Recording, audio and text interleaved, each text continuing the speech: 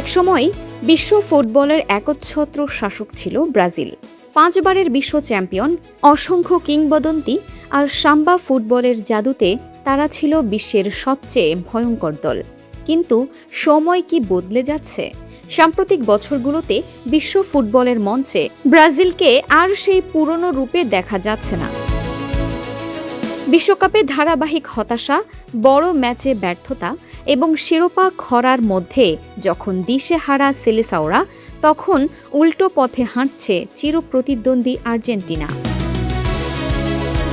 Lionel মেসির নেতৃত্বে বিশ্বকাপ, কোপা আমেরিকা ও ফিনালিসিমা জিতে বিশ্ব ফুটবলের নতুন আধিপত্য প্রতিষ্ঠা করেছে আর্জেন্টিনা। প্রশ্ন উঠছে, ফুটবলের ক্ষমতার কেন্দ্র কি এখন ব্রাজিল থেকে আর্জেন্টিনায় সরে গেছে?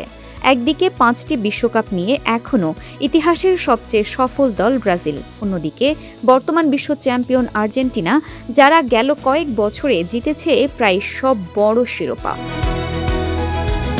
যেখানে ব্রাজিল এখনও নতুন করে নিজেদের গুছিয়ে নেওয়ার চেষ্টা করছে, সেখানে আর্জেন্টিনা হয়ে উঠেছে বিশ্বের সবচেয়ে ধারাবাহিক ও ভয়ঙ্কর দলগুলোর একটি। একসময় ব্রাজিলের কিংবদন্তিদের নাম শুনে কাঁপত প্রতিপক্ষ। পেলে, রোনালদো, রোনালদিনহো, তাদের উত্তরাধিকার এখনও অম্লান। তবে বর্তমান প্রজন্মের ফুটবলের আলোটা যেন বেশি পড়ছে আর্জেন্টিনার উপর।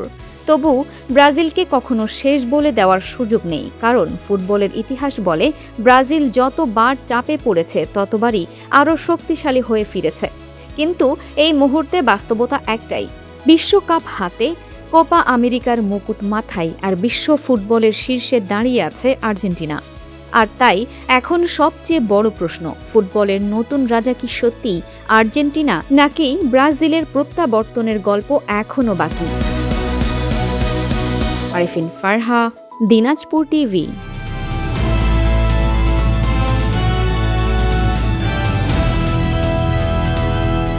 দিনাজপুর টিভি, মানুষের জীবনের কথা বলে।